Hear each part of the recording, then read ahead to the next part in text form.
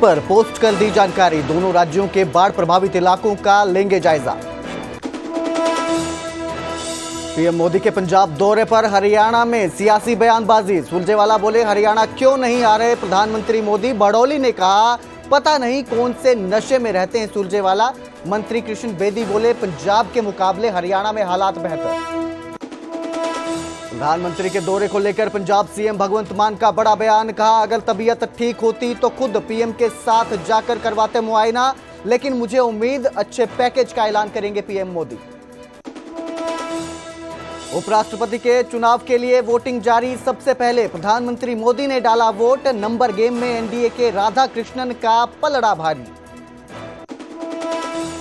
पंचकुला में आज जुटेंगे हरियाणा बीजेपी के सभी नेता। प्रदेश प्रभारी और अध्यक्ष के अलावा सीएम सैनी भी रहेंगे मौजूद। बाढ़ के हालात और 17 सितंबर से शुरू होने वाले सेवा पखवाड़ा पर करेंगे मंथन।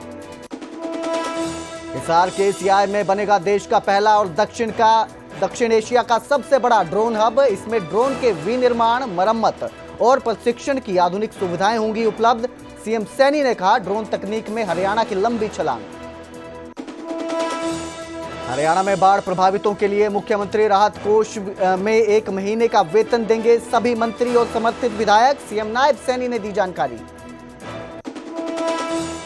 दिल्ली की पंजाबी बस्ती में भर कर गिरी 4 मंजिला बिल्डिंग। नजदीकी बिल्डिंग में फंसे 11 लोगों को किया रेस्क्यू। एमसीडी ने इमारत को असुरक्षित किया था घोषित। न्यूज हेडलाइंस के प्रायोजक पतंजलि गाय का घी, माँ का भरोसा, प्यार से परोसा।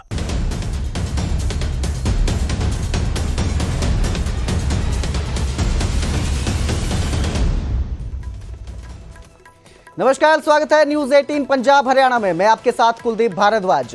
हरियाणा प्राइम की शुरुआत करेंगे उपराष्ट्रपति के चुनाव के साथ, जिसके लिए आज मतदान किया जा रहा है। सबसे पहले प्रधानमंत्री मोदी ने वोट डाला है। सुबह 10 बजे से शाम 5 बजे तक मतदान होगा। 10 बजे से मतदान जारी हो गया है।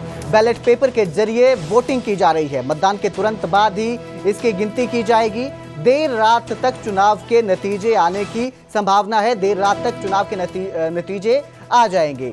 सीपी राधाकृष्णन एनडीए के उम्मीदवार हैं, तो वहीं बी सुदर्शन रेड्डी विपक्ष के उम्मीदवार हैं। एसएडी जो शिरोमणि अकाली दल ने उपराष्ट्रपति के चुनाव का बहिष्कार कर दिया है। पंजाब में बाढ़ के कारण वोट न करने का फैसला लिया गया है। पंजाब के 2 निर्दलीय सांसद भी इसमें वोट नहीं करेंगे। अकाली दल के बाद 2 निर्दलीय सांसदों ने भी बहिष्कार का ऐलान किया है। अमृतपाल और सरबजीत सिंह खालसा वोट नहीं करेंगे। अमृतपाल सिंह को जेल से वोट डालने की इजाजत मिली थी। उधर आम आदमी पार्टी के विपक्ष के उम्मीदवार बी सुदर्शन रेड्डी के समर्थन में वोट डालेगी। वहीं नवीन पटनायक की पार्टी बीजू जनता दल ने इस चुनाव से दूर रहने का फैसला किया है। पार्टी का कहना है वो भाजपा या कांग्रेस के किसी भी गठबंधन का हिस्सा नहीं बनना चाहती है। दूसरी ओर तेलंगाना और के पूर्व मुख्यमंत्री चंद्रशेखर राव की पार्टी टीआरएस ने भी चुनाव में हिस्सा न लेने का ऐलान किया है। तो उपराष्ट्रपति के चुनाव जारी है। चुनाव के लिए मतदान किया जा रहा है। उपराष्ट्रपति के चुनाव में सिर्फ लोकसभा और राज्यसभा के सांसद ही वोट करते हैं। दोनों सदनों में कुल 781 सांसद हैं। अगर सभी सांसद वोट करते हैं तो जीत के लिए 391 वोटों की जरूरत होती है। फिलहाल नंबर गेम में एनडीए उम्मीदवार सीपी राधाकृष्णन जो हैं, उनका पलड़ा भारी है।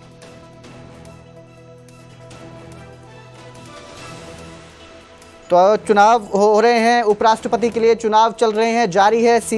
प्रधानमंत्री नरेंद्र मोदी जो है चुनाव कर चुके हैं। आज चुनाव हो रहे हैं। सुबह 10 बजे से चुनाव जारी है और शाम 5 बजे तक के चुनाव चलते रहेंगे। इसके बाद तुरंत वोटों की गिनती की जाएगी। बैलेट पेपर के जरिए चुनाव किए जा रहे हैं और आज रात तक ही चुनाव के नतीजे जो है वो आ जाएंगे। बैलेट पेपर के जरिए चुनाव हो रहे हैं। आपको बता दें, सीपी राधाकृष्णन एनडीए के उम्मीदवार हैं। बी सुदर्शन रेड्डी विपक्ष के उम्मीदवार हैं, जिनको जो है वोट डाले जा रहे हैं। श्रोमणी अकाली दल ने उपराष्ट्रपति के चुनाव का बहिष्कार का ऐलान किया है और वो इसमें मतदान नहीं करेंगे।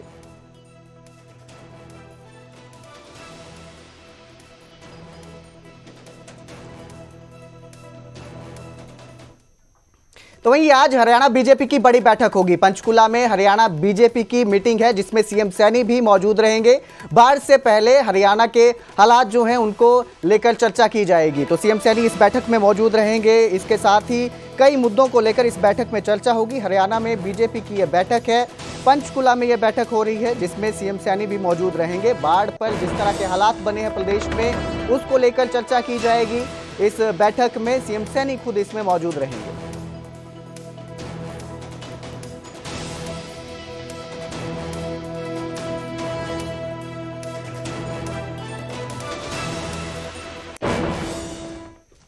भाजपा प्रदेशाध्यक्ष मोहनलाल बड़ोली ने कांग्रेस पर निशाना साधा है। रणदीप सुरजेवाला के पीएम मोदी के दौरे वाले बयान को लेकर उन्होंने पलटवार किया है और कहा कि कांग्रेस की सोच छोटी है, इसलिए हर जगह उन्हें हार मिली है। बाढ़ में हरियाणा हर राज्य के साथ खड़ा है। मोहनलाल बड़ोली का यह बयान सामने आया है। भाजपा के प्रदेशाध्यक्ष हैं कैथल में वो पहुंचे थे, जहां उन्होंने भाजपा के पदाधिकारियों के साथ बैठकर उन्हें कई जिम्मेदारियां सौंपी और इसी दौरान उन्होंने रणदीप सुरजेवाला के बयान पर पलटवार किया है।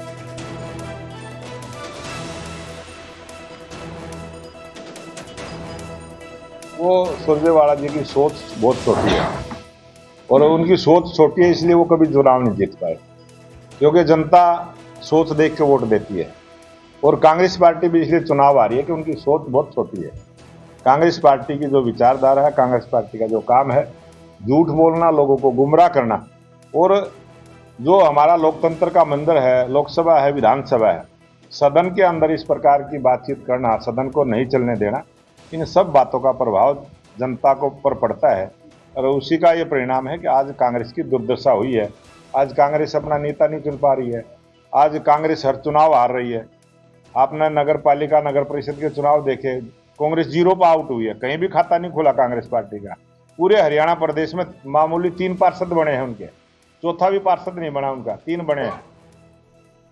तो वहीं कृष्ण बेदी ने भी सुरजेवाला के बयान पर पलटवार किया है और कहा कि क्या प्रधानमंत्री मोदी हरियाणा में आने के लिए सुरजेवाला को पूछ कर आएंगे।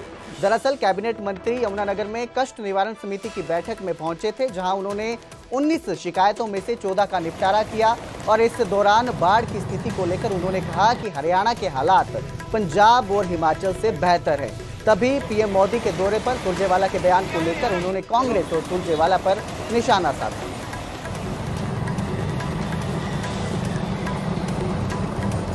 देखिए, सुरजेवाला जी जो चाहेगा ऐसा होगा, ये तो संभव है नहीं। परंतु पंजाब, हिमाचल, उत्तराखंड और जम्मू और कश्मीर में जिस प्रकार से अति वर्षा के कारण जो जनधन की नुकसान हुआ है, उनकी समस्या का समाधान करना केंद्र सरकार जिम्मेवारी समझती है। इसके प्रधानमंत्री संवेदनशीलता के साथ उन लोगों का दुख में और उन लोगों को सहानुभूति देने के लिए आ रहे हैं।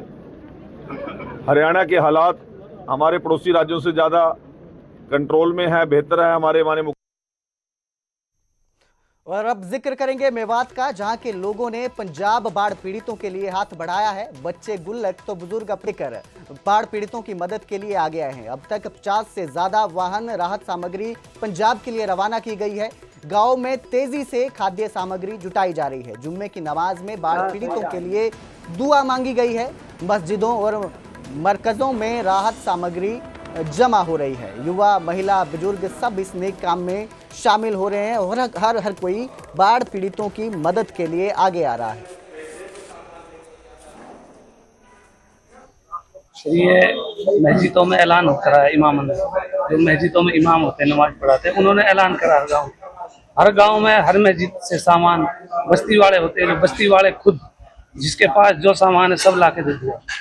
जो भी कुछ बिस्तर हो गए, कपड़े हो गए, खाने का सामान हो गया, चीनी, चावल हो गए, दाल हो गई, आटा हो गया, तेल हो गया, जो भी सामान खाने का, बर्तन हो गया, बिस्तर हो गया, जो भी सामान है सब बस्ती वालों ने सबने पहुंचा दिया। तकरीबन अब तक 30 ट्रक वहां पर पंजाब के लिए बाढ़ पीड़ितों के लिए पहुंचा दिए हैं और तकरीबन आज शाम को भी एक 15-20 ट्रक वहां पर आज रात तक पहुंच जाएंगे और उनके लिए आगे की राहत के लिए भी लगातार हमारे पास राहत सामग्री लोग पूरे गांव-गांव, मोहल्ले से छोटे बच्चे, बड़े, बूढ़े, बुजुर्ग सब जिनकी जैसी हैसियत, यानी हैसियत से भी कई गुना अपना सामान यहाँ पर मरकज में इकट्ठा कर रहे हैं और यहाँ से इकट्ठा होकर हम वहाँ पर पंजाब के बाढ़ पीड़ितों के लिए भेज रहे हैं।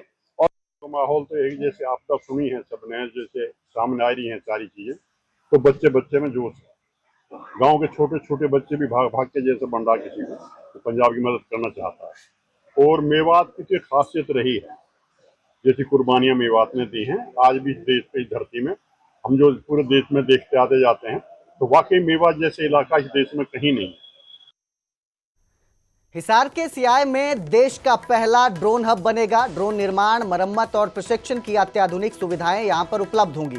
दक्षिण एशिया का सबसे बड़ा ड्रोन हब अब हरियाणा में बनेगा। सीएम नायब सैनी ने कहा कि तकनीक के क्षेत्र में यह नई छलांग है, हरियाणा की एक लंबी छलांग है। हरियाणा का जो यहाँ पर ड्रोन हब बनेगा हिसार में, ये तकनीक और स्टार्टअप्स का हब बन जाएगा और ये एक लंबी छलांग रहेगी हरियाणा के लिए। तो हिसार के सियाय में पहला देश का ड्रोन हब बनेगा और ये दक्षिण एशिया का सबसे बड़ा ड्रोन हब होगा।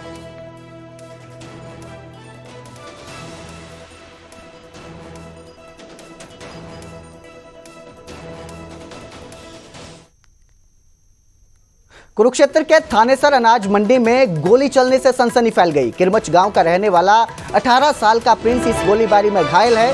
प्रिंस के पेट में गोली लगी है, जिसे उसके बाद निजी अस्पताल में भर्ती करवाया गया है। मौके पर मौजूद प्रत्यक्षदर्शी ने कहा कि दर्जन भर युवकों के बीच बहसबाजी हो रही थी, बहसबाजी कर रहे थे आपस में और इसी दौरान झगड़े के चलते उन्होंने युवक पर दनादन गोलियां चला दी। मौके से गोलियों के खोल बरामद हुए हैं। इस पूरे मामले की जांच में पुलिस जुटी हुई है। जानकारी के मुताबिक जितने भी आरोपी थे जिनके बीच ये बहसबाजी हो रही थी, जितने भी लोग वहां पे थे जो बहसबाजी कर रहे थे, वो स्कूटी, स्प्लेंडर और बुलेट पर सवार थे, झगड़े में शामिल हुए थे, बहसबाजी हुई और उसके बाद गोलीबारी तक वारदात पहुंच गई।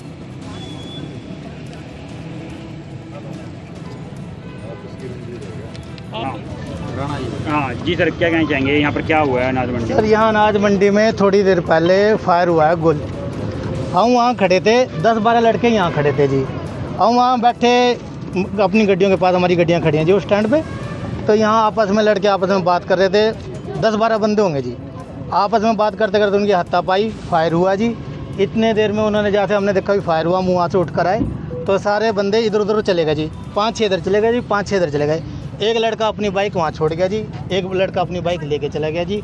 बाकी यहाँ पुलिस को गोली का खोल भी मिल चुका है जी। बाकी लड़कों का हमें पता नहीं है कौन है कौन नहीं जी, हम किसी का नाम नहीं ले सकते, हमने देखे नहीं है। बस लड़ाई होते टाइम बाकी 5-6 इधर भाग गया जी, 5-6 इधर भाग गए। एक्टिवा थी, स्प्लेंडर थी और एक बुलेट थी। उधर पानीपत के सनोली क्षेत्र में छात्र ने यमुना में छलांग लगा। भिवानी कोर्ट फायरिंग मामले में बड़ी कार्रवाई की गई है पुलिस की तरफ से और अब इस मामले में 3 आरोपियों को गिरफ्तार कर लिया गया है। 2 आरोपियों को गिरफ्तार किया गया है, वहीं एक आरोपी को गिरफ्तार करते हुए एनकाउंटर हो गया जिसमें वो जख्मी हो गया है। भिवानी के जो निवासी है मोनू, वो पुलिस के हत्थे चढ़ा है। वहीं चरखी दादरी का निवासी नवीन भी गिरफ्तार कर लिया गया है। सिरसा निवासी रोहित एनकाउंटर में घायल हुआ है, जिसे अस्पताल में भर्ती करवा दिया गया है। 4 सितंबर को आरोपियों ने दिन दहाड़े भिवानी कोर्ट में गोलियां चलाई थी। फायरिंग में रोहतक का निवासी लवजीत घायल हुआ था। फायरिंग की असली वजह क्या है और गैंग कनेक्शन क्या है, इसको लेकर भी जांच की जा रही है। एक तस्वीर सामने आई थी भिवानी से जिसमें दिन दहाड़े गोलियां चलाई गई थी कोर्ट परिसर में और इस फायरिंग में एक युवक जो है वो जख्मी हो गया था। अब इस मामले में 3 आरोपियों को गिरफ्तार किया है। जिक्र करेंगे दिल्ली का, जहां पंजाबी बस्ती इलाके में बड़ा हादसा हुआ है। 4 मंजिला इमारत भर कर गिर गई। फायर ब्रिगेड को इसकी जानकारी सुबह 3:05 में मिली। एमसीडी ने इस बिल्डिंग को पहले ही असुरक्षित घोषित किया हुआ था। हादसे के वक्त बिल्डिंग में कोई मौजूद नहीं था, लेकिन नजदीकी बिल्डिंग में 11 लोग फंसे हुए थे जिन्हें रेस्क्यू किया गया है। फायर ब्रिगेड की 5 गाड़ियां मौके पर पहुंची। फंसे हुए लोगों को बिल्डिंग से रेस्क्यू किया गया। फंसे लोगों को चोट लगी है, जख्मी हालत में उन्हें अस्पताल भिजवाया गया है। गिरी बिल्डिंग के मलबे में कई गाड़ियां भी दब गई हैं। फायर ब्रिगेड और पुलिस की टीम मौके पर मौजूद हैं और राहत कार्य में जुटी हुई है। तो ये तस्वीरें आपकी स्क्रीन पर हैं, आप देख सकते हैं। नॉर्थ दिल्ली का पंजाबी बस्ती इलाका है जहां 4 मंजिला इमारत भर कर गिर गई। गनीमत ये रही कि इस बिल्डिंग में हादसे के वक्त कोई भी मौजूद नहीं था, लेकिन जो सामने वाली बिल्डिंग थी उसमें 11 लोग फंसे हुए थे जिन्हें रेस्क्यू कर लिया गया है। कैंपेन हम लोगों ने डाली हुई है। इतनी बार हम लोगों ने बोला हुआ है कि बिल्डिंग को खतरा है, 7 वाली को पिलर्स टूटे हुए हैं, कोई कार्यवाही नहीं करी गई। और आज सुबह 2:50 पे पूरी बिल्डिंग गिर गई। पेरेंट्स वगैरह सब अंदर थे, 70 साल के पापा हैं, मम्मी हैं, बुजुर्ग हैं, वो सब अंदर फंसे हुए थे। भाई था ऊपर भी फ्लोर में, इतने बुजुर्ग रहते हैं, वो भी सब फंस गए। कोई है ही नहीं, कोई कार्यवाही नहीं करी गई है कि हम लोग को क्या करना है, कोई सुनवाई नहीं है। जो हम लोगों ने केस किया है तो हमें धमकियां मिल रही हैं। और इसमें मेरे दादी पापा और मैं रहते थे और उनको दादी को हल्की सी खरोच आई है। और ये जब बिल्डिंग गिरने वाली थी तो 2 महीने पहले इनको बोला था कि खाली कर दो, गिरने वाली हो रही है। ये कहते हैं अफवाह फैला रहे हो आप। पहले जब मैं एकदम से बाहर निकला, मेरे को लगा कि बिल्डिंग ना एकदम हिल रही थी, तो मैंने अल्लाह मचाया, बिल्डिंग गिरने वाली में मैं बाहर मंदिर पे चला गया, अपनी जान बचाई, मैंने अपनी जान पहले सेव की, मैंने अल्लाह बचाया, सारे बाहर है। तो ये इतने में सारा काम हो चुका था, बिल्डिंग सारी डैमेज हो चुकी। 7 वाली बिल्डिंग, ये बिल्डिंग मेरी है, साथ में 2477 और बीच में प्रेसिज है। वहाँ बिल्डिंग ये गिरी और फोन आया कि भाई बिल्डिंग गिर गई है और आप पे भी डैमेज हुई है पूरे तरीके से। तो मैंने तो वैसे भी एमसीडी में कंप्लेंट कर रखी थी, कोई कार्रवाई नहीं हुई। जान माल के लिए मैंने अपना कंपनसेशन दे रखा है मेरे को। अब बिल्डिंग अंदर मेरा जाना है, मेरा अपना बिजनेस है, सब कुछ है, सब मेरा डेड हो गया। बिजली चली गई, लाइट चली गई, सब कुछ चला गया।